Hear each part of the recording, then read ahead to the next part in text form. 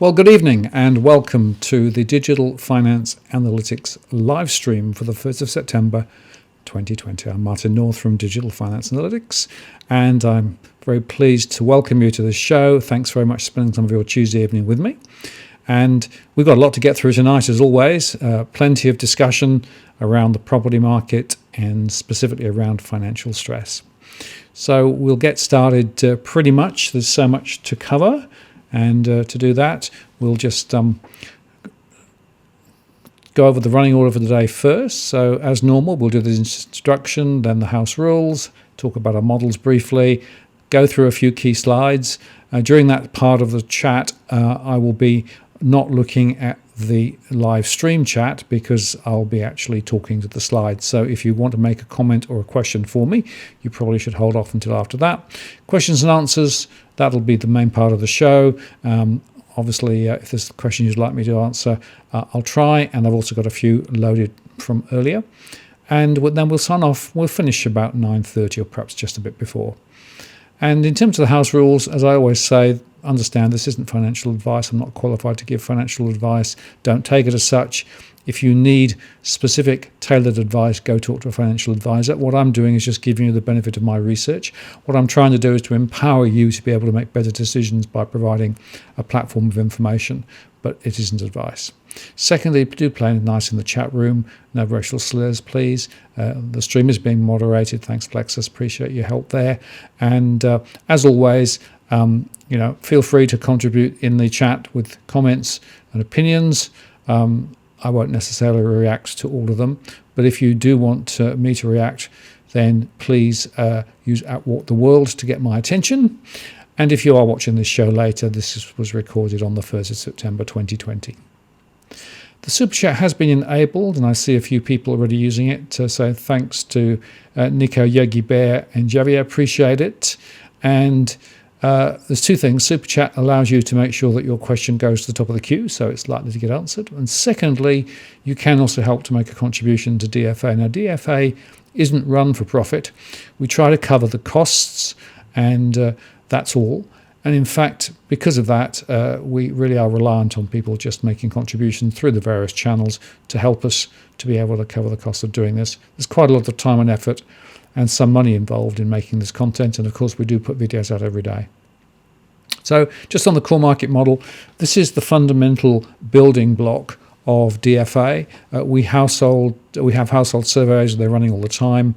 I did a post at the weekend talking specifically about the financial stress aspect of our surveys, but information is drawn from all sorts of different sources, goes into our core market model. The core market model is then crunched, and that feeds into all of the other things that we get to use, including our industry reports, including the YouTube, and including client-specific work. And we can think of that as another way, which is effectively it's a Rubik cube. We can turn the data into all sorts of different slices and dices to be able to look at different insights. And as we progress, these insights become richer as we begin to understand that there are diverse customers, diverse households, and diverse needs among them.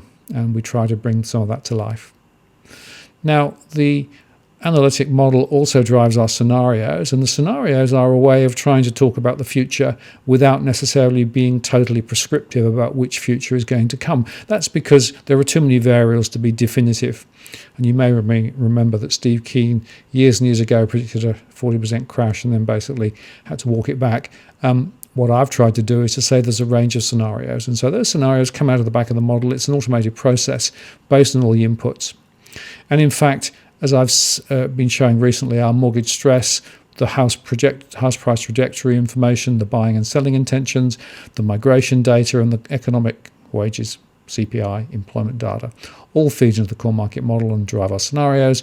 Those scenarios in turn drive the postcode level data, can be rolled up to state, region, and Australia. And that allows us then to create these weird shaped charts which show you effectively the difference between the least case and worst case scenarios for a particular postcode. And here's just an example from Victoria. So my scenarios say that on a really good scenario, we will see prices in Victoria on average drop around 10% over the next year or so, drop a bit further, maybe another 4 or 5%, and then return in year 3. That's the best scenario. The worst scenario is a drop of 20% over the first year and down to more than 35% over 3 years. And my midpoint, which is, if you like, where the weight of the evidence sort of sits at the moment, says that there is a sort of a 10, 12, 15% fall followed by another fall, and at the end of 3 years would be down 24%. Now that's on average. Units probably more than houses, different postcodes behaving differently, but we roll this up from the individual postcodes. Now let me just cover quickly some of the news. So the Reserve Bank, no change, of course, on the rates today, as perhaps you might have expected, given everything that was going on. But they did make a few interesting points. Firstly, they've expanded the term funding facility, which is essentially the funding flows that the Reserve Bank feeds in to the banks. And essentially, they've done two things. Firstly, they've extended it out to June 2021. And secondly, they've increased the facility to 200 billion. And they're saying that this is essentially to support more business lending in particular. And, what they're doing is trying to force the banks to effectively lend more. Now, of course, the issue at the moment is not actually lack of supply of credit. The issue at the moment is businesses are very coy about taking it up because they're not comfortable with the nature of the market and the nature of the economy. So in a way, just throwing more money into the system may not have much effect other than increasing the money supply some more. So that was the first point they made. Then they made the point again, and they've said it before, that the economy is going through a very difficult period, and it's been the biggest contraction since the 1930s. And whilst the downturn may not be as severe as earlier expected, and the recovery is now underway in most of Australia, they said this recovery is, however, going to be uneven and bumpy, and they refer specifically to Victoria. Now, they have effectively gone to the glass half full side of the argument. Again, they keep doing that, but of course there's also some contradictory data that we'll touch on shortly.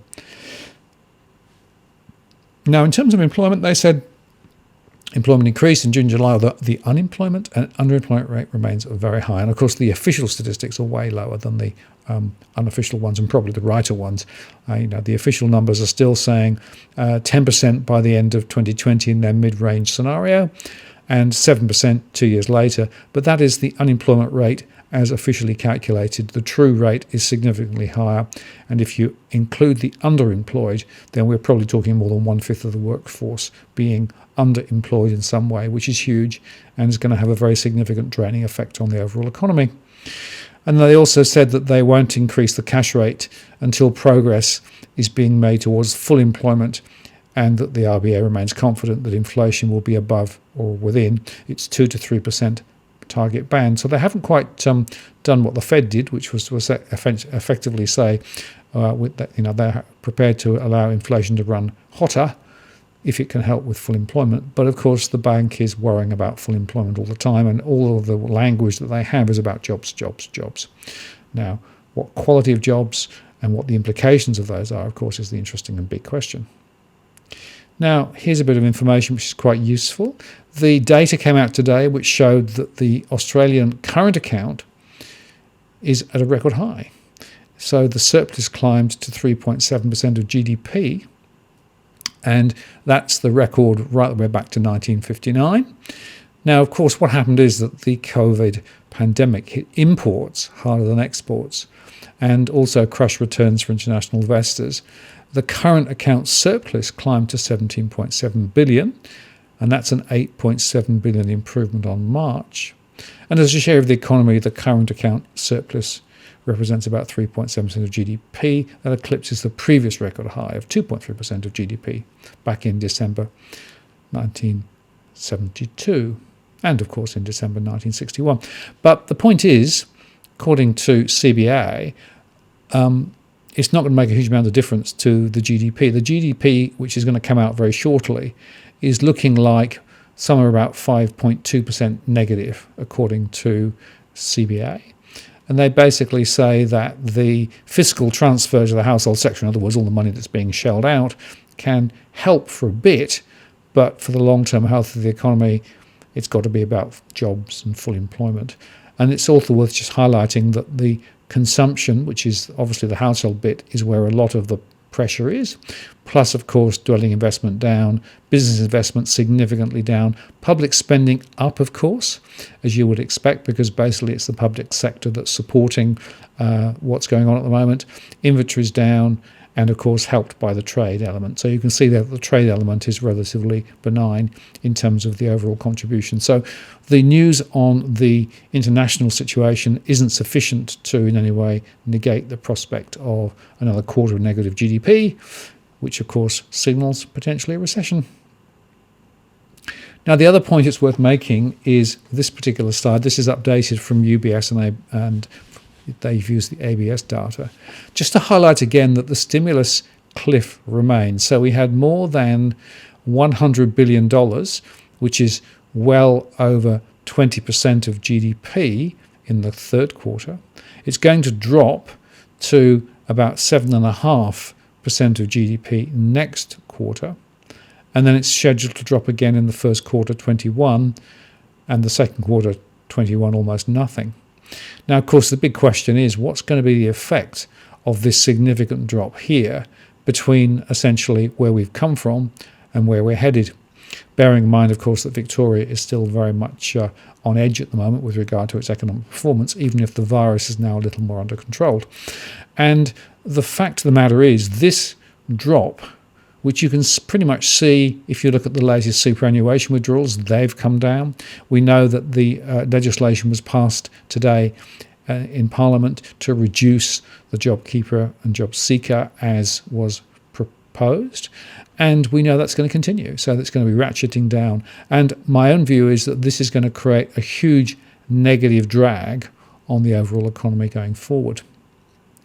And just to re-emphasize that, the latest I misspelt that, my apologies. The latest PMI is still weak again. And in addition, the latest from the ANZ Roy Morgan was that household confidence declined 2.7% after 2 successive weeks of gain. And the weaknesses, they said, were predominantly due to declines outside of Victoria and New South Wales. Now, this is something I'm picking up in my surveys as well. And that is that essentially we are beginning to see evidence of momentum sagging away in other places across Australia as well. And that, of course, is a very significant risk simply because of things like tourism not working and some of the other factors that have been impacted by the slowdowns and shutdowns. So the risk we see ahead is that essentially household confidence remains low. And if household confidence remains low, people are going to spend less. If people spend less, then the GDP will be lower and the economic activity. Now, I've said many times, GDP is a really bad measure of anything anyway, but nevertheless, this confidence number is, I think, quite concerning. And here's the information which Tarek actually put together, avid commentator for those who follow him on Twitter. And it's just highlighting that the property information that's available is getting more and more ragged because more and more price withheld data is coming off the back of Sydney auctions, for example. This is the domain data these put together.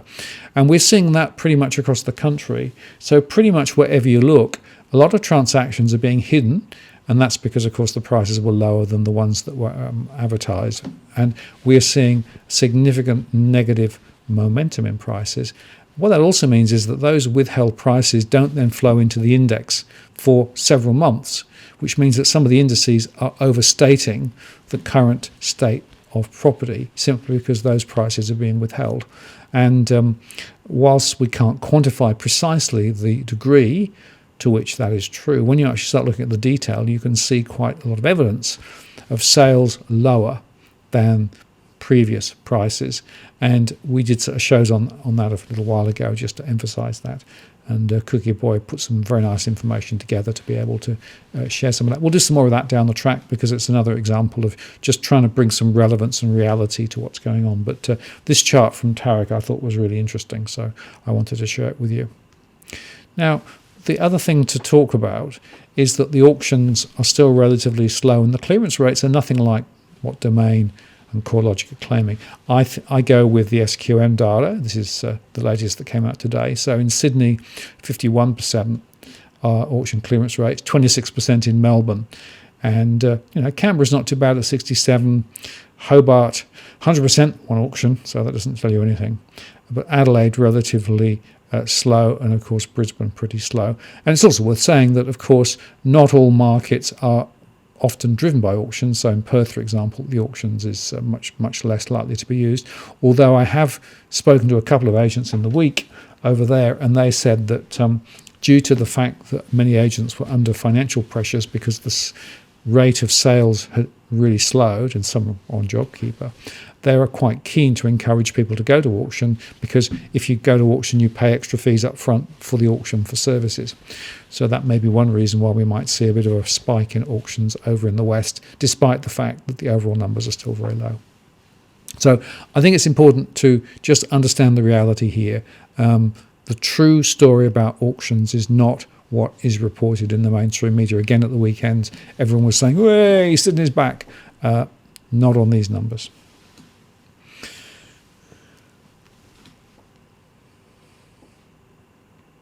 Now, the other thing that came out today was the information from CoreLogic. Now, overall national home prices were down a bit. Again, not surprised really. But they also made the point that nationally, capital city rents have slid a bit more.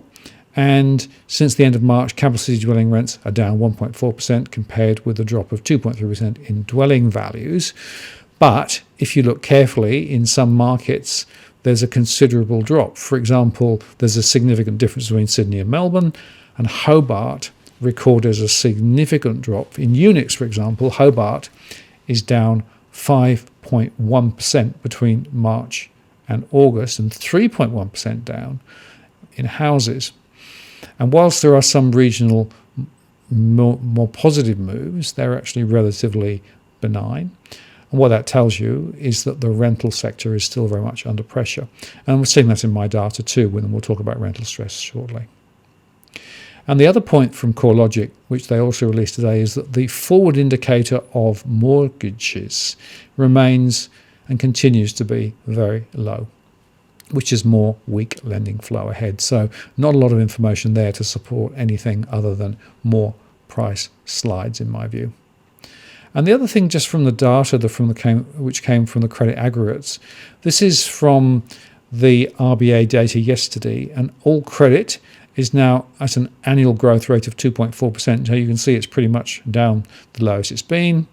You can also see that broad money is running through the roof. So all this stimulus, all this superannuation money, all of the other stuff that's going on has created a huge well of money sloshing around the system, but it's not actually going anywhere productive, and it's not driving credit positively. So that's an interesting observation. We also saw that the savings ratios are likely to be much higher because a lot of people are saving more simply because they are less comfortable about what's going on ahead. Now, the annualized housing credit growth rate is now at 3.1%. So you can see that that's still pretty low. And as I keep saying, it's the rate of change of credit which is really the critical thing to understand home prices. There's nothing here to suggest anything other than that more weakening from credit, despite the Reserve Bank encouraging the banks to lend, despite the fact that rates are really, really low. Overall credit's pretty low. And in that, owner-occupied housing is 5.4%. But remember that this includes all of the rolled up principal and interest loans that have been made, and roughly, well, it depends on how you measure, but 9 or 10% of loans are in that category. So that's one reason why the balances will be higher. Investment lending was down 0.7% on an annualized basis. So no joy there for property investors. And personal credit was also way down. Interestingly, more people are using things like Afterpay and other buy now, pay later facilities, which are not classed as credit products, which are not reported in any of the credit numbers. So in a way, this personal data, credit data, is probably not telling us the full picture with regards to debt. And I see that in my surveys, where a lot of households are actually under the gun on multiple fronts with essentially credit card debt and Afterpay bills and other buy now, pay later bills as well. Business was also down, and that's another very worrying factor, that essentially businesses are borrowing less. There was a big splurge, of course, early on. That was to help cash flow and to capture credit limits that people had. But now business lending is down as well. And if you go to the ADIs, the overall amount of lending did rise slightly more again, just a little. You can see that's close to 1.8 trillion now. Within that, though, the share of investment loans fell again. It's now just a little bit above 36% and continuing to slide. And that trend has been there for a long time. And the other interesting thing to note is that if you look at the rate of change by category, owner-occupied lending was only growing 0.25%. Investing was minus 0.23%. So total credit growth for ADIs only grew in total 0.08%, and that's including all of those rolled up loans that I mentioned earlier on. So net, not a lot of evidence here for a lot of credit facilities being extended. And then finally, the lender footprint's quite interesting. So it's a chapter of two halves, right? Because you've got Australia and New Zealand banking, ANZ, and Commonwealth Bank, both extending their footprints, and ANZ actually doing quite a lot of investor lending, and Macquarie reducing their investor loan portfolio very slightly. But look over here, National Australia Bank and Westpac both reducing their loan portfolios and both significantly skinnying down their investment portfolios. And I think that's a very significant shift in terms of those two banks over there, so NAB and Westpac, and ANZ and CBA. We'll see whose strategy works out later, I guess. And remember that NAB's CEO 2 weeks ago, Ross McEwen, said he felt that there were people who should be selling now because the risks to their financial position would extend if they didn't take action straight away. Now let's go to mortgage stress. So the data, which is to the end of August, stress is now at 40.1. It was 40.2 last month, so essentially no real change. There's a little bit of movement within the parts, as I'll explain in a moment, but I'm still projecting 40.8% by the end of September, and that's partly to do with the runoffs that I showed you earlier on in terms of the government stimulus. But across the states at 40.1, that's more than 1.5 million households in stress. And you can see there that the highest proportion are in Tasmania, 48.8%, then Victoria at 44.2%, and there's 437,000 households there. That's higher than last month. WA at 43.4% with 193,000. Some in the ACT, and in fact the ACT proportion is higher than New South Wales, which is at 37.6%, and that's 424,000 households in stress. And it's also worth highlighting that the risk of default over the next year is highest in New South Wales with 27,000 compared with 25,000 in Victoria, and also 18,000 in Queensland. Queensland's at 36.4%, but that's still 259,000 households. So there isn't a lot of good news here in terms of stress. It's still building, and specifically, if you compare Victoria at 430,000 last month, we've now got another 7,000 households fallen into stress over the month. That rate of change is very concerning in my view. Now, if you look across the segments, which is another way of doing it, and as I explained, that's we slice and dice the data to be able to do that. Young growing families, 73.4%. That includes a lot of first-time buyers. So some of those buyers came into the market relatively quickly, and not that many months ago. Some of them took advantage of these low interest rates and also the incentive schemes that were around, but some of them getting into trouble already. Other first-time buyers are actually from earlier 3-4 years ago when the lending stands were even more loose, but 73%. Then we have urban fringe and battling urban and disadvantaged fringe. Those are, as you would perhaps expect. But then look at this, exclusive professionals. So this is the top end of the market, 36.3%, 252,000, total in stress, 86,000, and 9,000 risking default. And it's worth highlighting again that the total loss that we're looking at in that segment is higher than any other segment. And that's because those tend to get bigger loans. Those households tend to have multiple mortgages and multiple properties. And as a result of that, up till this point, banks have been very willing to lend to them. But of course, some of these are now finding their jobs are disappearing. So finance jobs and consulting jobs and other sectors too. So we're seeing this structural employment now starting to hit the top end of the market, unfortunately. And then we've got some of the recent migrants who are on the list there as well. And then it spreads pretty much along the segments. But that's the way that it's broken down by segments. And then if you just look at some of the postcodes, the postcode with the highest level of mortgage stress this time around is Ballarat 3350 with 7,462 in stress. Then we go over to WA, there 6030 with 6,800. Then Hoppers Crossing, that's in Victoria, of course, and a number of Victorian postcodes like 3029, 3064, 3178 are all registering. And then we go to Queensland, to Mackay, back to New South Wales, 2567, which includes Harrington Park and places like that. And then Mount Druitt, Minchinbury, 2770, back to Victoria, to Cranbourne, 3977, and then back up to Queensland again.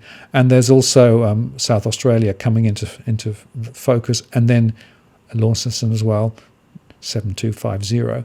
And you can see that this is actually a really interesting mix, because you've got a mix like Ipswich, for example, a bit further down the list. It's quite different from some of the other places on the outskirts of towns. So we've got numbers of cities, some of the regional centres, and some of the urban centres all being caught by this. And this, of course, is going to put a dampener on prices, house prices, significantly. It's one of the factors I use when I measure house price falls. Now, here's just a way of showing it. And what I've done here is just to map the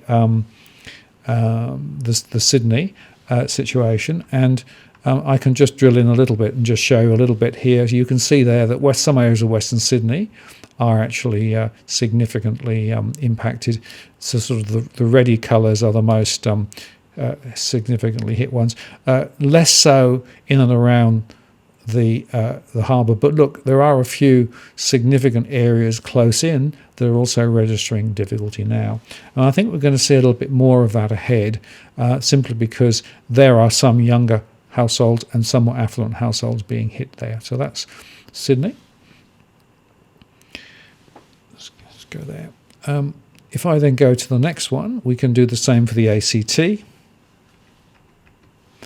And once again, it's a bit of a sort of a mixture of different colours, but essentially the yellows and then the reds are the most concerning. So there's a couple of postcodes I'm watching very closely now in the ACT, 2902 and 2900, sort of south towards the Victorian border, I guess, down there somewhere.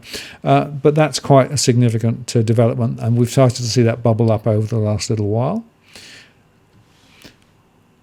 And here is Melbourne, and whoops, let's go there. Here's Melbourne, and again, Melbourne is showing some signs. So there's a really interesting pattern over here. If you go over to the eastern side of Melbourne, beyond the Dandenongs around there. So postcodes 3808, 3160, 3159, 3802, 3804, 3806. There's a really big splodge there.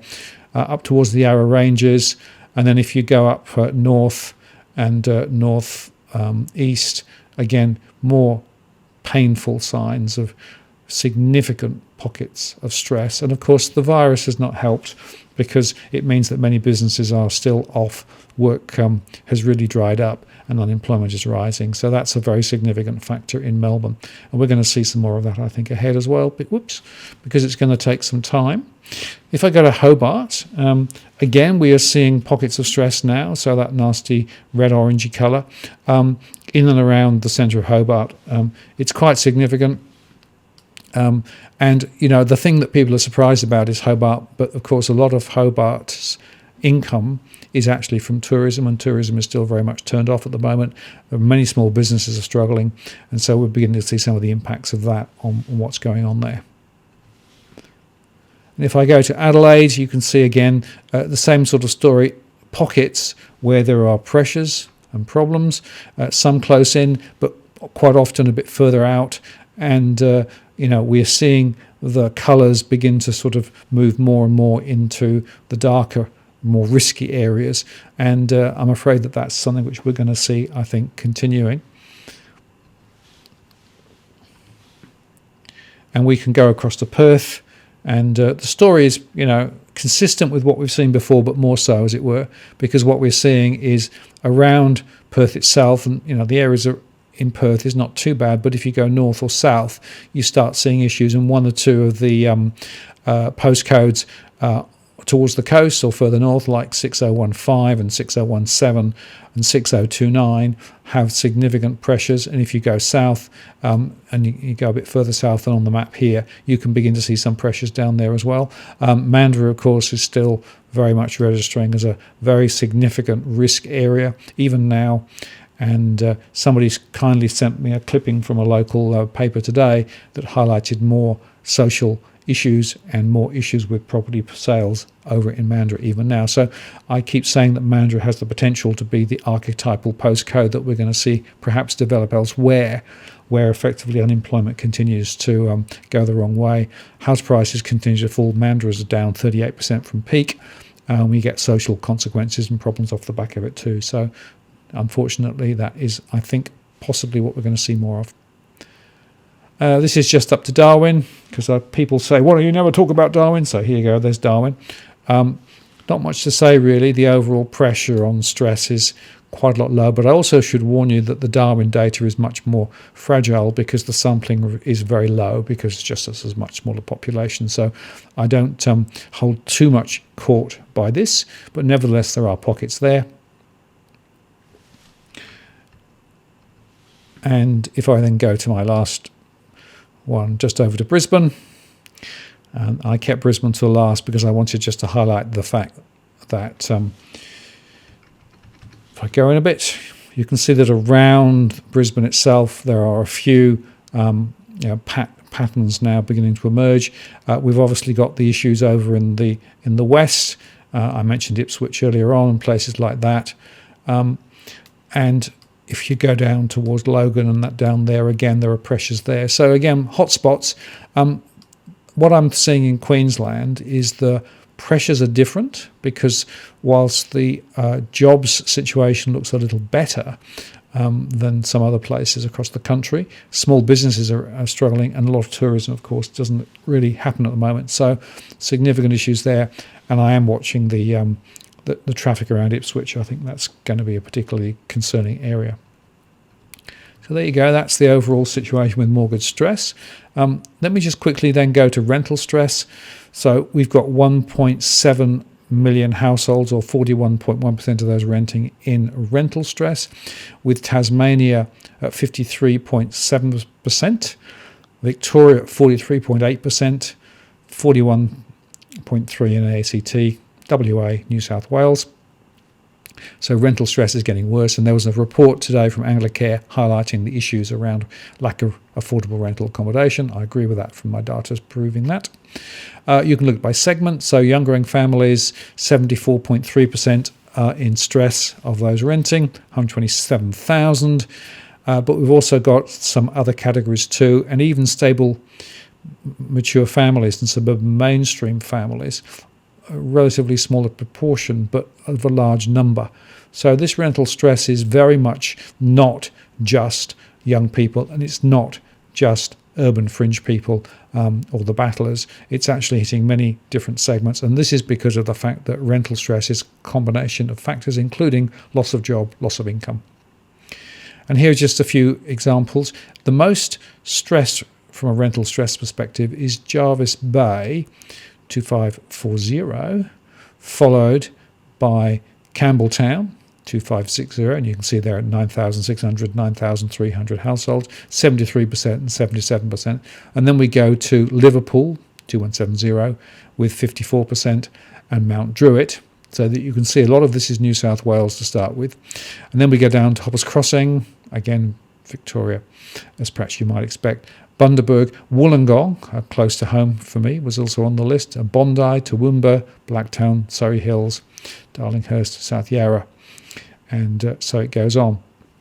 So a lot of rental stress pressure, but again, not uniformly spread and driven by a number of different factors. Then if we just drop into investor stress, so this is looking the other way around. So this is basically people living in a particular postcode with property investment. And overall, we have 25.4% of property investors who are actually stressed. Now, they can be stressed because they haven't been able to rent their property out, it's vacant.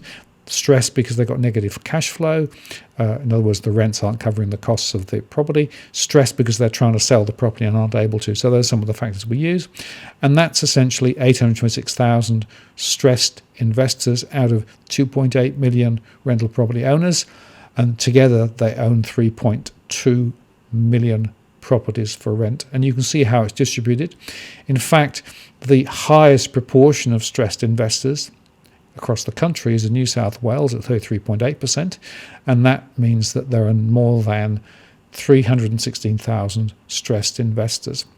Whereas if you compare that to the ACT, a very small number, 20,000, but 33.1%, Victoria at 24.9%, 208,000.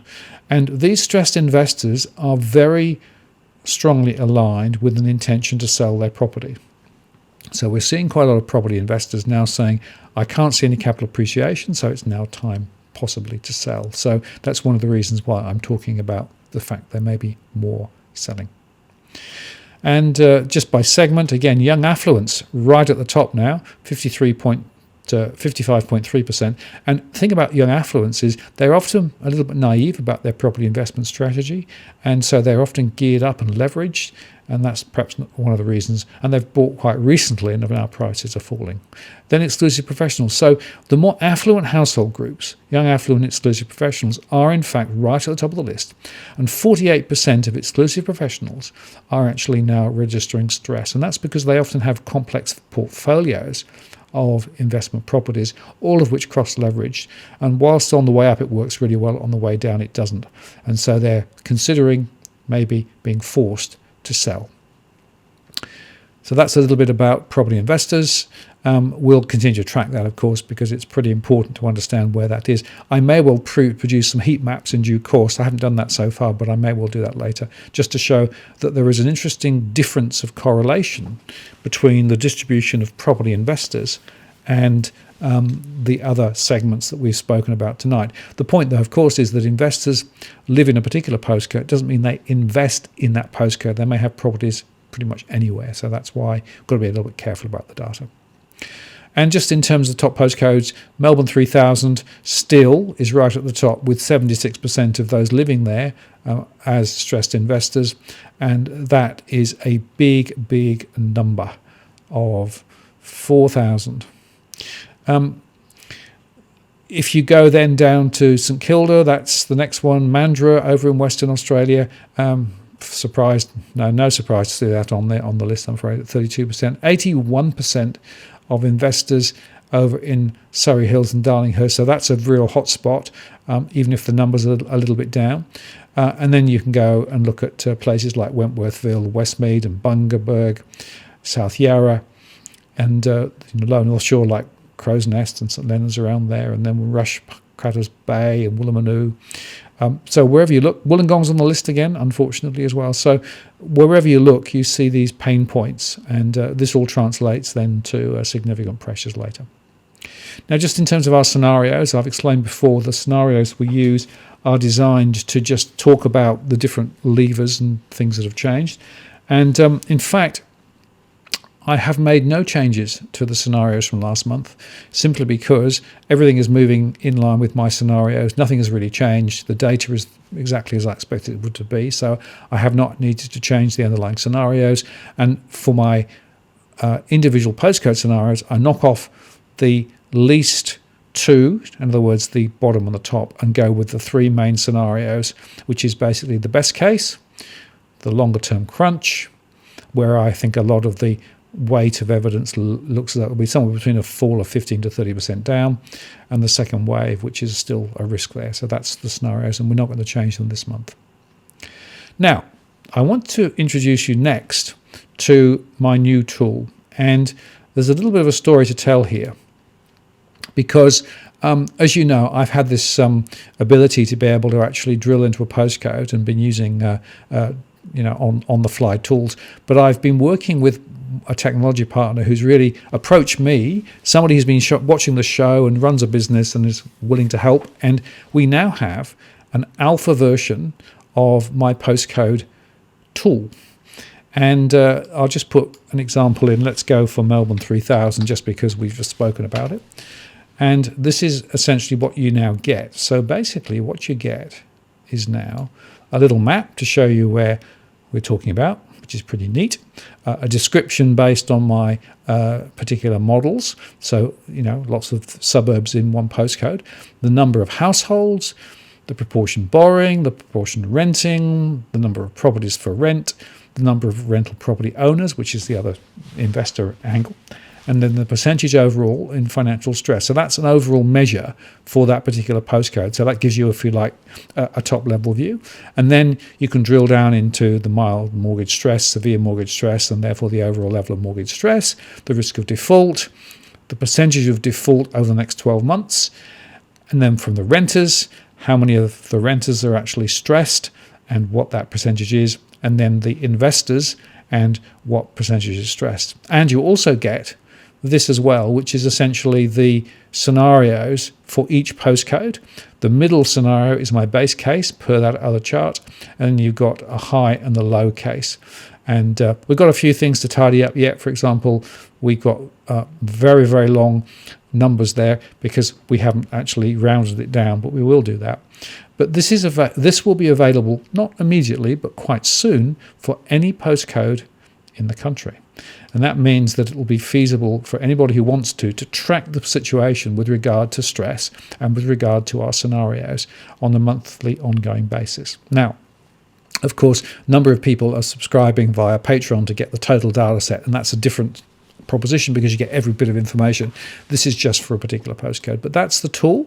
And in fact, later on, as we progress through the discussion, if people want me to answer questions about a particular postcode, this is the tool I'll be working with. I'll talk more about the technology partner that we're working with and some of the other plans that we've got to take this further and add other functionality into the online facilities that we'll have available. Because what we're trying to do here is make it easier for people to get more informed about what's going on.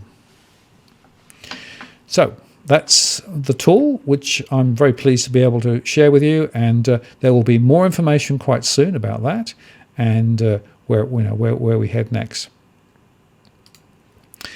Okay, and with that, I'm pretty much done. So I'm going to come back and start looking at the questions.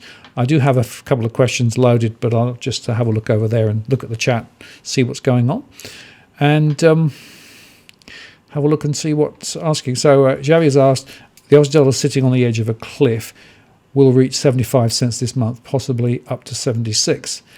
Now, is it going to be dumped?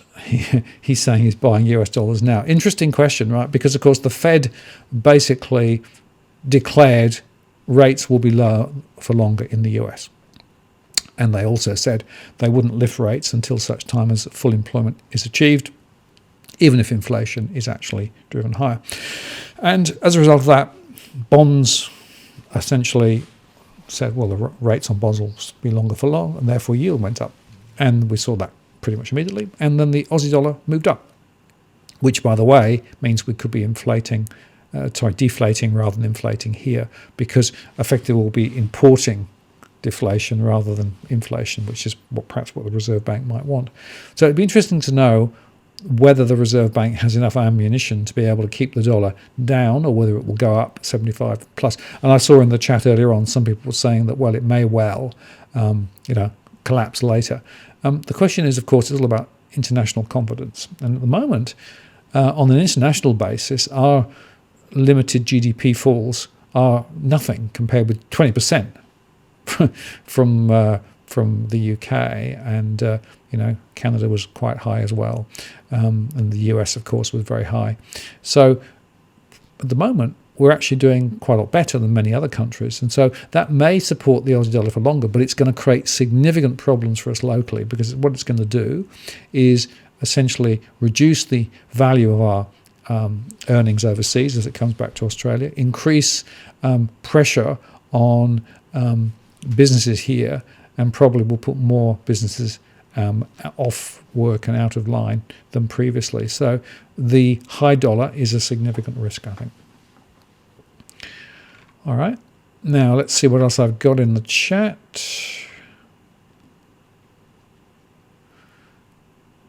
Yeah.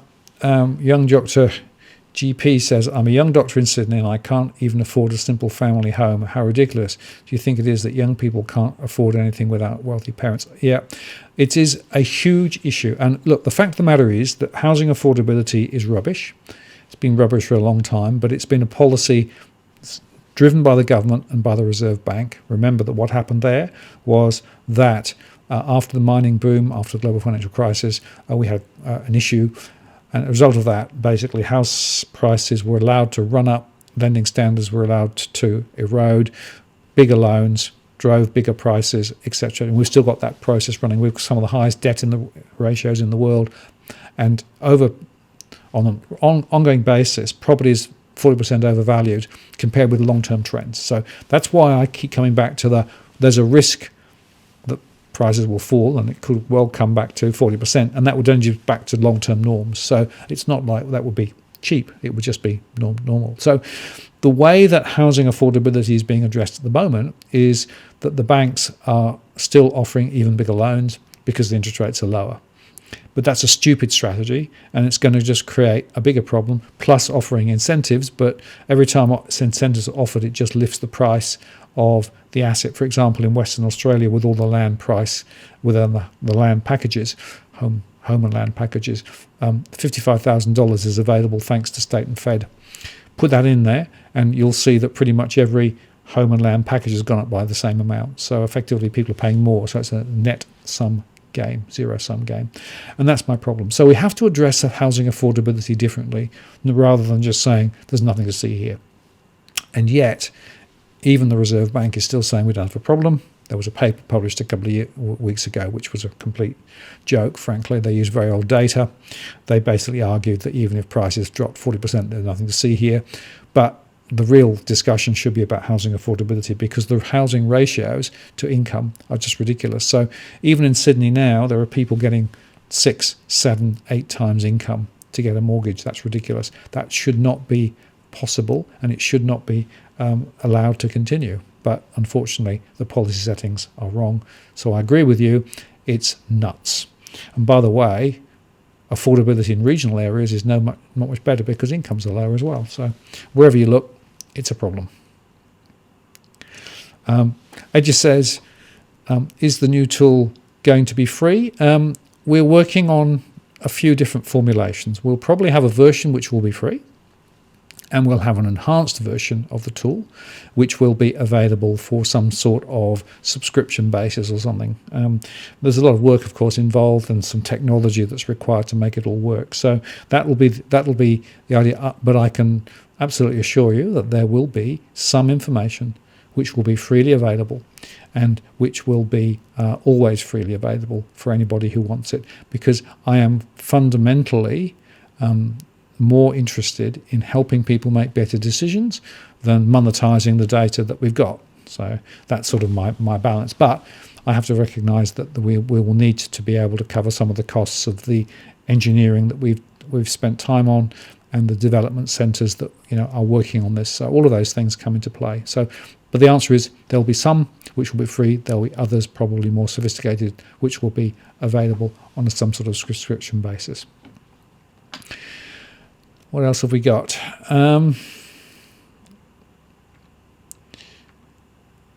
Gold, silver, cryptos says the whole system is completely unsustainable. What about that mum that owns 20 properties? How's that possible? Yeah, well, there are so many people with leveraged portfolios, and they've been to these seminars and they've spent a day or two being completely indoctrinated by people who should know better.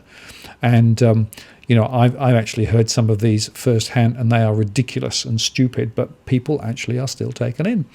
And the fact is that in this current market, with prices definitely on the way down, not on the way up, and with the public reporting of the information much delayed, people are making decisions which they will regret later, I think. One of the reasons why I'm trying to share my data and trying to sort of talk about not just the current situation, but over the next 2 or 3 years. But people are still there, and the banks are still willing to lend, and the government is still willing to provide more incentives to try and get more people to go and buy. First-time buyers, great opportunity, great time to buy, as Michael Zucker said again the other day. The government is committed to helping people to afford their first home. No, the government is committed to allowing funds to flow to the construction sector, and the first-time buyers are the cannon fodder. So that's the way I see it. So unless we can get a different policy and a different way of thinking, we're not going to be able to solve the housing affordability issue. And the other factor to make, and I just want to come back to this because it's so critical, is that where banks are just lending forever more housing, they're not lending to businesses. They're not lending to productive, value-creating businesses. And many businesses that I survey are struggling at the moment. And that's partly because of the virus, but it's also partly because of the lack of funding and the lack of availability of support. If the banks were required to have a more level playing field between business investment compared with housing mortgage investment, then we'd get much better bang for our buck. And you may know that Robbie Barwick and I have been talking about the creation of a national bank, effectively a new investment agency that can invest in productive businesses to basically kickstart the economy that we need to have firing. Because it looks to me as though the commercial banks are just only interested in ever more mortgages. That's all they seem to know. But as I say, what they're doing is sucking all that capital out. And the Reserve Bank just giving them more money, that's just going to make them want to lend ever more mortgages. And so I will expect mortgage rates to continue to be very low for a long period of time. In fact, somebody today sent me a mortgage rate of 1.9 something as ridiculously low rate. But it doesn't help. It doesn't solve the problem. So unfortunately, we need different policy settings.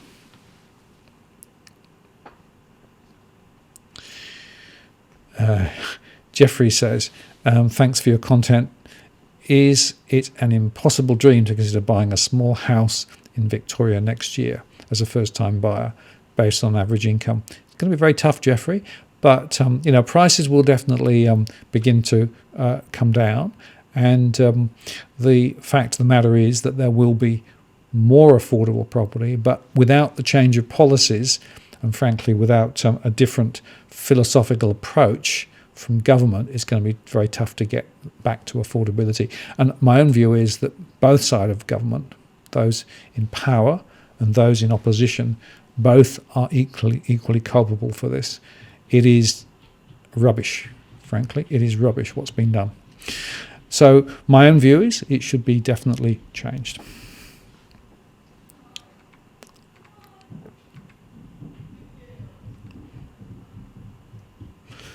Now, what else have we got? So I'm just listening to my wife who's taking the 2 dogs. We've just had 2 new dogs, so this is a big aside, but we've just had 2 new dogs, 2 Calpis, who those are effectively sort of runny jogs that herd sheep a lot. So we just have these 2 dogs, and they are wearing us all out because they keep needing walks. So I've been for about 4 walks with them today, and now my wife is taking them out for yet another one. It's quite hilarious, really. Never seen dogs like it before, but it's great fun, but very different from our previous ones. And so if I look a little worn tonight, it's because of the dogs. What else have we got? Future inflation, Michael asks, what do you think about future inflation versus current low home interest rates? Do you expect future inflation to be high enough to warrant borrowing now while rates are so low? Well, there's a really big debate about inflation, deflation, right? And I made a show with John Adams, posted it earlier on today. And the bottom line is this: it's not completely clear which way the story will go with the 2 outcomes. I'm still of the view that we could have a deflationary future where effectively we have more negative income, we have more pressure on households, we have more unemployment, and all the attempts from central banks to throw more money into the system doesn't work. And if that happens, we end up essentially in a very deflationary environment. The other side of the coin is all the money, the printing that's there, could flow in to financial assets and beyond and inflate things. And if the CPI is a lot higher, you could have a sort of stagflation where you have high unemployment and inflation as well. Now, both those scenarios, in my mind, are live. I'm not totally convinced I know which way it's going to jump at the moment. Some are calling it one way, some are calling it the other way. Harry Dent is saying there's going to be a big crunch and a crash and everything's going to get devalued. It's deflationary. We've got people like John Adams and other people saying, no, it's all going to be inflationary. I'm sitting slightly on the fence at the moment because I think it's too early. So it's difficult to say. But what I can say is without significant policy change, nothing is going to significantly shift the dial from where we are. We're still going to have very high house prices. We're going to have very high debt. We're going to have very flat revenue and income growth. People are going to find it harder and harder to be able to make ends meet because effectively the employment rate will not be where we're used to it. There'll be a lot of people who are unemployed and underemployed. And we also know that the cost of living will continue to rise. All of these factors are pretty much baked in. It's just a relativity in terms of where it all flows to. So it's pretty concerning in my view. And unfortunately, those in charge seem rather willing to go back to the old ways of thinking. Frydenberg a few weeks ago referred to Maggie Thatcher as an ideological driver in some of his thinking. I think that was a mistake, and I think he's probably backed from that now. We need a different way of thinking. We need a different set of policies. And part of those policies, as I mentioned earlier on, is to drive momentum into the business sector here in Australia to create jobs and to create value, not just to inflate home prices, but that requires the banks to do things differently. So we'll see how it all plays out, eh?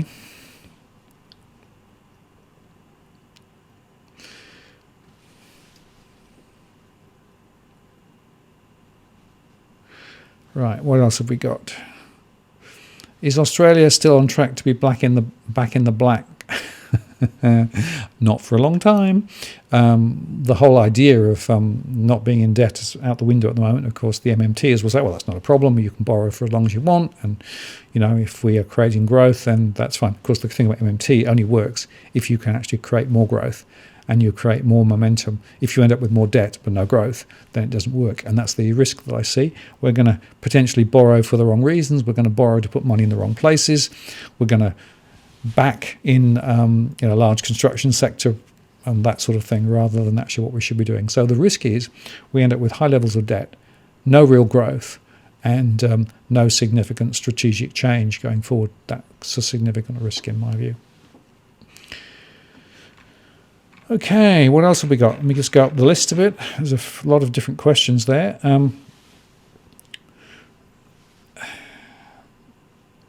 Okay, now here's an interesting one. Adita says, many granular expense-related questions when applying a credit card. Any similar news when getting a mortgage? Oh, yes, they're asking a lot more questions. Some are asking 15 categories of costs on a mortgage application now. And they're still applying more granular analysis, but basically they've been given a free pass because ASIC didn't go ahead with the Westpac case. That's the one that was appealed. And in fact, the head of ASIC came out the other day and said, world's changed, we're not going to pursue that anymore. In other words, responsible lending is off the agenda. The banks will back to their old habits again, and we'll, I think, see less questions being asked about the mortgage. I think we will see more bigger loans being written and more people getting into ever more debt. Unfortunately, of course, at a time when unemployment remains high, when incomes are completely stuck, and when potentially people will be over their heads. My worry is that the regulators, that's the Reserve Bank, APRA, ASIC and the Treasury, they sit around the table in the Council of Financial Regulators, they are effectively all on the same page saying debt is the way to get us out of this hole. Get people to borrow more. My worry is that that is completely a silly strategy because the debt is already unserviceable. Mortgage stress is already very high. I've shown you that tonight. As a result of that, we're just building a bigger hole for ourselves later. And what is interesting is I've had a chance to speak to quite a few people through my one-on-one series where I talk to them about a particular postcode and we discuss how they're thinking about it. And it's quite interesting that people are getting much smarter about the decisions they're wanting to take and much less willing to commit themselves than previously. And that's good. Now, maybe it's just the people who watch this channel, and if I can take some credit for that, well, that's probably good. But many other people, I think, are still being blindsided by the mainstream media, by all the spin pieces that are being done to try and actually say it's a great time to buy. First time buyers, never had it better. Here's somebody else has built a portfolio. I get so cross. Remember, prices are not necessarily going to go up for a long time. Remember that after the global financial crisis, the prices went down in Europe and in America for 3 to 4 to 5 years. The worst of the defaults didn't happen until 3 to 4 years after the financial crisis hit. So I keep saying we're only in the foothills here. Unemployment's going to rise further. The Reserve Bank pretty much has committed to that and said it's going to happen. We already have people who are up to their eyeballs in debt. And so, unfortunately, this is going to be a very long, slow grind. That's why my own belief is that prices will continue to be down for some time. And that's why those profiles that I showed you earlier along are quite significant, I think. What else have we got? In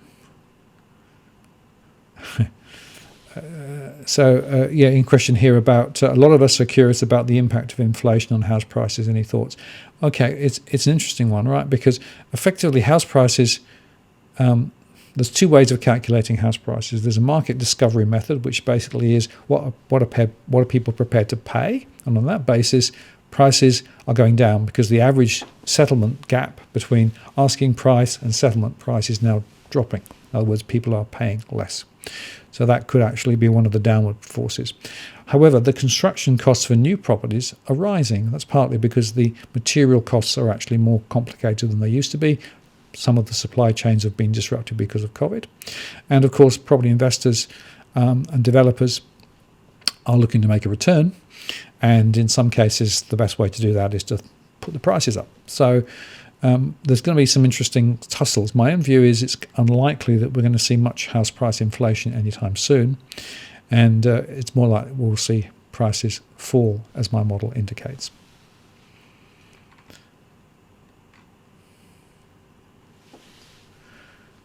Now this is an interesting one. I'm looking at the bottom end of the market around Bundaberg, Gladstone and Rockhampton, but I'm worried that there will be a greater demand for the cheaper real estate as the recession progresses. Well, there's a few things going on there. Of course, prices up in those areas have not done a lot, and they've come down quite a long way from where they were previously. Probably will continue to do that. There will be people looking for cheaper properties away from the urban centres, and one of the things that's happening is there's more interest now in regional centres and beyond, because of course if you can work remotely, as people begin to realise they can, then you don't need to be so close to the centres of town. Now I'm out of town here. I moved out of Sydney some time ago, and I love it being out of town, but I don't necessarily want too many other people coming down too, because it's already quite crowded down here. At the weekend you can't move, there's too many cars going through, and that's the other problem, right? So if you start sort of spreading the population base further around, you just spread the infrastructure risk issue as well. But nevertheless, you could well be in a situation where there will be other purchasers who are competing. And we've already seen stories locally in my immediate area where, in fact, prices have still been supported to some extent by people buying who are used to Sydney prices and coming out further. So that's another factor to bear in mind. I tend to agree that that is a risk. Okay, so here's one. Postcode 2620. Where will it be in 12 months? Well, let's have a look. I'll get the old tool up and see whether we can make it work. This is all very experimental, so we'll have a go. 2620. Okay, it seems to have come up. Let me just switch across so you can see it. Okay. 2620. So there you go. So what we're saying is over the next 12 months, we're looking at a best case of around 8% down over the next year, and maybe over 2 years of 14%, and over 3 years around 18%. That's the mid case. So if you think that if you think that the economy is going to recover more quickly, then we're looking at a 3.2 down to 6.9, and then slightly higher. So that's the sort of the trajectory there. And interestingly, in that particular postcode, mortgage stress is relatively low, investor stress is relatively low, and overall financial stress measures are also relatively low. So you would think that that particular postcode is relatively insulated from some of the immediate pressures, not least, of course, because the federal government's there, and therefore government jobs pay well and continue to pay even when the economy looks a bit sicker elsewhere. So that would be my view, and that's one of the reasons why the price falls are less severe in some of those areas compared with others. See, the tool works. Phew, that's good. Okay, New South Wales 2440. Let's put that one in and see what we get. If the whole thing crashes, then it's my problem, but I think it should be all right. There we go, 240. You can see it's a little bit more sophisticated than my particular way I was using it previously, where I had to put the query in and keep getting it wrong. Okay, here we go, New South Wales 2440. So, this is quite a lot of different suburbs, right? You can see where it is. It's sort of south of Coffs Harbour there, between Coffs Harbour and Port Macquarie on the coast. And it goes inland a fair way as well, places like Coomera, for example. Number of households, 9,600. Borrowing, 2,992. Renting, 4,132. 3,151 properties for rent. And the number of rental property owners, 3,200. In stress, 43%. So that's sort of middle of the road, slightly higher than some, but not, as adverse as some. Very low levels of mortgage stress, only 2%. Significant rental stress, and we see that in a number of these coastal areas up the coast. Rental stress is quite high, and that's because there's a lot of part-time work and a lot of people who are essentially reliant on things like tourism and those things, and so many of them are out of work or working less hours. They're in rented accommodation, they're struggling with their rents. And by the way, quite a few of them are confused as to whether their rental holidays, if they've got them, are forgiving rent or whether it's just postponing rent. And quite often people are not clear, and I think that's an important risk issue that people haven't woken up to yet. 58%, so that's high, and investors not too bad at all. So the midpoint is a 10% fall over the next 12 months on average, and then another 6% in the second year, and then 20% over 3 years. Now, I should explain, this is the total for the postcode. Generally, if you're thinking of houses, then the falls will be less severe. Units tend to be closer to this or slightly higher than this, because this is an average of houses and units, but it gives you a sort of trajectory. So that's still looking like a fall over the next couple of years. Okay, another one. Andrew asks for 2779. I'll try and do this on screen so you can see how easy it is. 2779. Look up. It's quite nicely animated as well. I quite like the way that works. Okay, this is Hazelbrook, and there we've got just 2,000 households. Half of them are borrowing, 535 are renting, 406 properties for rent, and 583 rental property owners. 42% in financial stress, but look at this, 58% in mild mortgage stress. So that's a very high number. Anything above 35 I get worried about. Rental stress, not too bad. Investor stress, not too bad. So the real question here is those people with mortgages and whether they're going to be in a position to be able to repay those mortgages or not. And the interesting observation there is that we're predicting a 9% fall over the next 12 months, followed by a 15% in the second year and slightly more in the third year. So the total fall midpoint is 19%.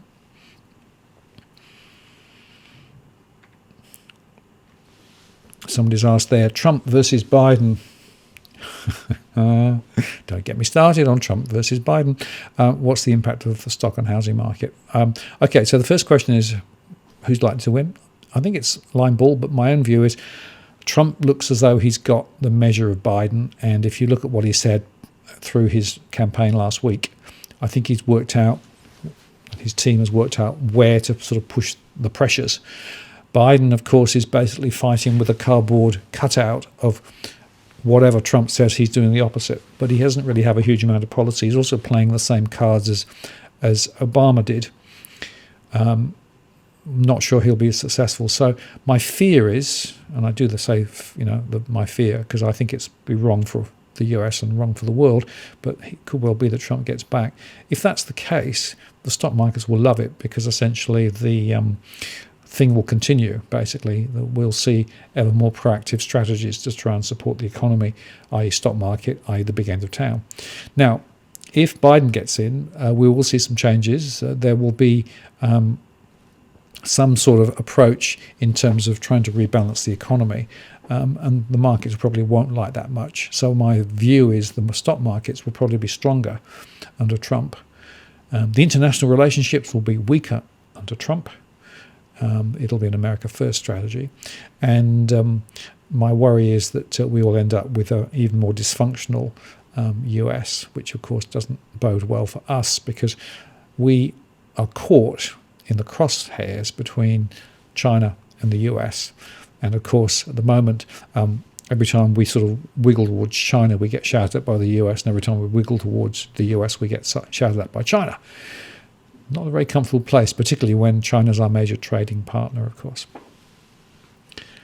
Okay. I live in the Shire as well. Let's aim at postcode 2230. Somebody says there. Who's there? PZPZ. Okay, we can do that one. 2230. Bung it in. Cronulla and surrounds. Okay. Just display it back. There you go. Okay, so Bardina, Corolla, 13,500 households, 4,600 borrowing, 6,200 renting, 4,659 properties for rent. Number of rental property owners, 4,157, 51% in financial stress, 30% in mortgage stress, 53% in rental stress, so rental stress is quite high, and 59% of investors are feeling the pressure. So investors in that particular postcode are beginning to be concerned. Remember, they may not have investment property in the postcode, but that's where they live. So that will be a significant downward pressure. And look, anything above 50 in financial stress, that's quite a warning sign. So that's one of the reasons why the 11% drop over 12 months is my midpoint, followed by another 7%, and then followed by another 4 or 5%. And of course, if the worst case comes true, then we're looking at a total fall of more than 30% on average in that particular postcode. But, as I explained earlier, that's based on my worst case scenario. The mid case is probably a more accurate expectation. And if you're really positive, then it might be the upper case. So there you go. I hope that helped. And I should say, by the way, that we're still developing these tools, so give me some feedback if there are things you'd like to see in terms of other tools that we could perhaps make available. I've got a few suggestions from a number of people, but we're very open to it. We're going to try and make these as flexible and as agile and as useful as we can, bearing in mind that our main task is to help educate and help arm people with better information to make better decisions. That's what it's all about. BB says scenarios for 3029 and 3750. We're going to do one at a time now. That's one of the weaknesses of this particular approach, is that you can only put one at a time. But, that's just the way to do it, simply because if you try and put multiple ones in, you can't actually really get to... I've lost it, sorry. There it is, 3029. One of the things about this chat is that 3029, is that right? Yeah. One of the things about this chat is it jumps up and down occasionally. I haven't figured out why it does it, but it does. Okay, this is Hoppers Crossing. 30,000, of which 18,000 are borrowing, 11,000 are renting, 8,500 properties are rent, and 9,000 rental property owners. 50% in financial stress, 34% in mortgage stress, 66% in rental stress, and 22% in investor stress. So 34% in mortgage stress, but of course the big number because it's a very big postcode. So that's a significant dampening factor. And the rental stress is very significant too. So quite a few people are struggling. And as a result of that, our midpoint is looking at a fall of 12% in the first year, down to about 23% in the second year, and down to around 26% in the third year. That's the midpoint for that particular postcode. And the other one was 2750. You know what I should have done? Push that button so you can see it. My apologies. There you go. So that's the one we've just done. That's at 3029 with 30,000 households with mortgage stress at 34%, rental stress at 66%, and investor stress at 22%, and falls of 17% in the first 12 months. 17%. I misread that, and 23%, 24 months, and 26% over 3 years. So it's a significant fall, and it's driven by these mortgage and investor stress numbers particularly. So let me now go to 3750.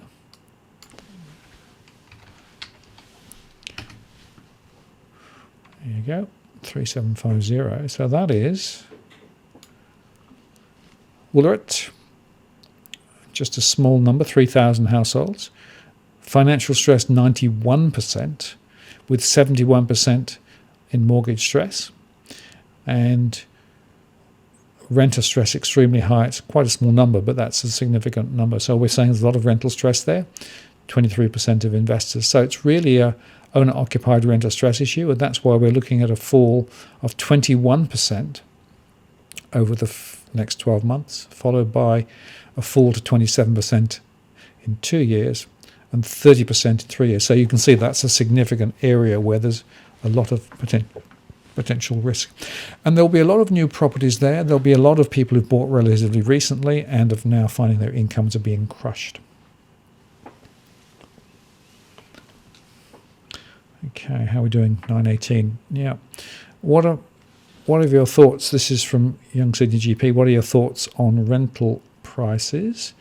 Are they within historical norms or also inflated? Well, they were, but they're dropping back. So I showed you the data earlier on tonight with the Hobart prices. Rents are down again. Rentals are still quite high relative to incomes. So they haven't corrected, but they are beginning to move in that direction, because rents tend to follow not home prices, but incomes. And incomes for many people have not moved at all or have reduced in real terms in the last few years. So it tends to be the case that the rentals follow income, and as income is getting crushed, so rentals come down. Of course, that's one reason why property investors are now really feeling it. So as well as the fact that there's no capital gain because there's no growth in property, the rental returns are being squeezed, and the negative gearing power is reduced because the interest rates are so low. So many people are struggling to make anything out of property investing now. One of the reasons why there are more property investors in my surveys who are saying, we're thinking of selling. Okay, what else have we got? Let me just go through this. This here. So Kat's asked for Footscray 3011. Can do that. So this is more productive use of time, isn't it, with the new tool? So the tool is proving itself to be very productive. I'm very impressed. Okay, as long as I can put the right number in. 10,000 households, of which 2,900 are borrowing and 6,000 are renting, and in financial stress, 37%. Mortgage stress only 10%, that's pretty low. Rental stress at 37% and investor stress at 39%. So middle of the road. But because it's Victoria, because it's COVID related, it's looking like a 15% drop in the first year, down to 21% in year 2, and down 24% from current position year 3. So that's the Victorian 3010. And TBA asks for, let's try that differently, shall we? Let's go there. Okay. TBA asks for 4650. There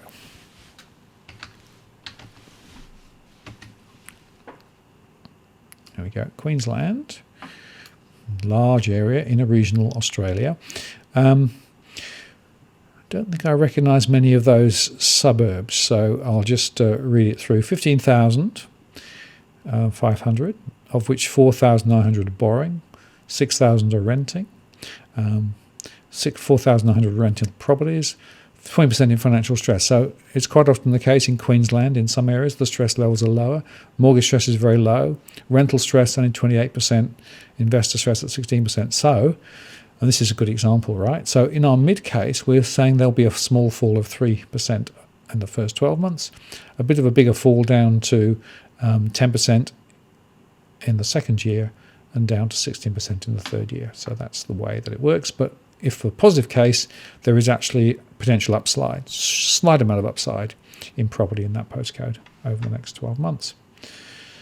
2779, have I done that one? Whoops, let's try and make this work. There you go. Did I do that one, Hazelbrook? Not sure I did.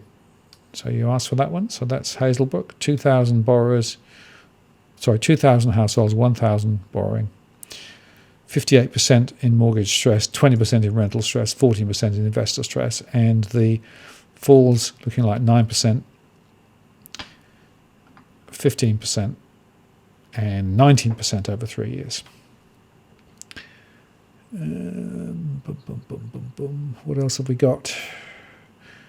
3046 Glenroy.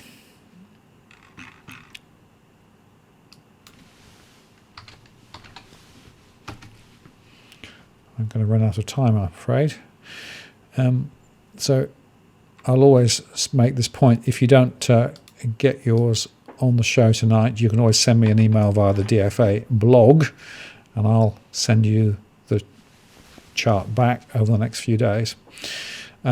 This is 3046, 13,900 households, 4,900 borrowing, 6,000 renting, 47% in financial stress, 68% in mortgage stress, so that's significant, 37% in rental stress, 26% in investor stress. So this mortgage stress is significant, and we're looking at a drop of 17% over the next 12 months in our mid case, followed by 23% in year 2 and 26% in year 3.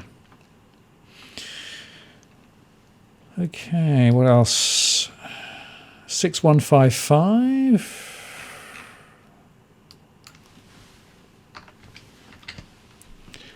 Okay, I'm going to do 2 more and then I'm going to stop. Okay, this is a WA postcode, and there we're looking at places like Canning Vale and Willis. 17,000 households, 10,000 borrowing, 4,000 renting, 36% in financial stress, 37% in mortgage stress, 27% in rental stress, and 20% of investor stress. And we're looking at a 6% fall or 5% fall in the first year, followed by a 12% fall in the second year, followed by an 18% fall in the third year in my mid scenario. But if you actually take my more positive scenario, there's almost nothing in the first 12 months. So I've done that one. I've done that one. 2777. I don't think I've done that. I'll try that one. So tell me what you think of the tool. What do you think? Is it useful? If it's made available, would it be a helpful tool to have?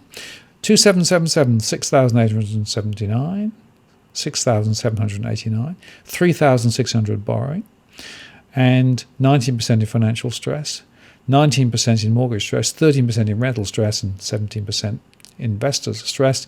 So as a result of that, the fall is 6% in the first year, 12% in the second year, and 16% in the third year.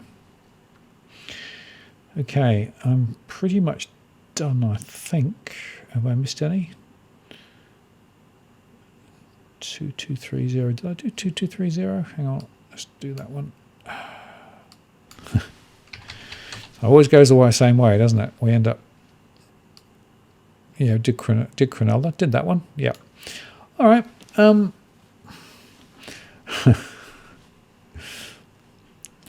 Jolene asked how much gold and silver do we need to be prepared for the GFC. We have a mortgage debt of 500,000. I've actually, one of my little jokes is I've actually been able to track prices to ounces of gold. So that may be something we'll put into the model. I don't know the particular answer to that question. Okay, well, we're at 9:26. I'm about to just to go back to the slideshow and just finish off. So just in terms of more information, if you want more information about DFA, go to the DFA blog. Always stuff there. You can sign up and get more information. You can also support our work at Patreon, and in fact, you can get the stress data, the whole series of stress data, by subscribing for $50 a month. Those who have subscribed, I'll be releasing the August data in about 2 days' time. But there are other levels there that you can look at and get exclusive additional content as well. There's also this DFA 1-to-1, which is essentially individual confidential discussion with me. I can't give specific advice, but I can talk about a postcode. I can assemble stress data, all that information. You can book a time for a Zoom or a phone call up to an hour. It's $100 plus GST. That's really just to cover my costs and to make sure that we have people who are serious. And at the moment, spaces are limited. I'm booking 3 to 5 weeks out. And anybody who's sent me a request and I've responded or haven't responded, give me a poke if you've not received what you expected to receive. I've got a lot of questions and queries, and my emails seem to be going astray occasionally. So just to warn people. You can make a contribution via PayPal if you'd like to do that. That's a simple, straightforward way, and people have done that. Appreciate it. Or even Bitcoin. There's a QR code there. Or Merc. I've talked about the merch that we have on the site already, mugs and things. Top hits this month, Edwin's property rant. We started yesterday. We'll do some more of that each week. Edwin is just on the nail in terms of what's going on with property, so you'll learn up there. I've spoken about stressing about financial stress. If you want to know how we calculate financial stress, I did a show on that a couple of days ago. I talked about the central banks and what they were doing. That we did a show with Robbie about bail-in, just in terms of worth thinking about that. And then I also did a show on property prices. Will they double every 7 years? Right? No, they don't. But a lot of people still believe it. So that's another show that you might want to have a look at. Next week, on the 8th of September, we'll have Tony LaCantro on with some straight talking. And he'll be talking about his small caps, and he'll be talking about his perspective on property. Remember, he had the bet with the kook about whether prices would go up or down and how much. So it's quite interesting to have him back on. So he's agreed to come on next week. The following week, I will update my financial confidence index. The week after that, I have Chris Bates, mortgage broker, coming on. And so there's some nice guests sort of sorted out, and we've got some other people planned for later. So I've pretty much run out of time tonight, and I haven't necessarily answered everybody's questions. I apologise for that. If you would like your answer privately, just drop me a note on the DFA blog, and I'll make sure that over the next 2 or 3 days I send you back the picture, the one-page picture that you've seen tonight from the show. I want to say thank you very much for spending some time with me, and I hope you've learned something from this tonight. You've learned something over the last little while. Plenty of stuff to talk about in future shows. We never get through all the questions, unfortunately. There's just way too many, but I will just call out those who've contributed. Thank you very much. If I can, I will answer any others privately, or indeed what I might do is just make a show where I actually just go through postcodes just to cover them off. Gold, Silver, Crypto says, if I sign up for $50 a month on Patreon, this is what I get as part of a mortgage stress data report. So basically you get the stress data, all that information for every single postcode in the country every month for as long as you subscribe in a spreadsheet format. So that's what that $50 thing is. And we've got quite a few people who've used that on an ongoing basis. So thank you very much, one and all. Thank you, Plexus, for doing what you do so well in terms of moderating. Thank you very much for watching. We had a good number on again tonight. Good to see people on. And what I would want to say finally is go careful. Don't make any jump decisions with regard to property at the moment. Do plenty of research, get more information. If we can help, that's good, but there are lots of other sources too. And remember that prices look as though they're on the way down, and it may well be that the main in-stream indices are not telling the full story at this stage, because in some cases the information is rather delayed. So thank you once again. Apologies if I didn't get to your specific question. I will try to do better next time, but you saw I did the best I could. This is Martin North from Digital Finance Analytics signing off, and take care. We'll see you next time. Good night.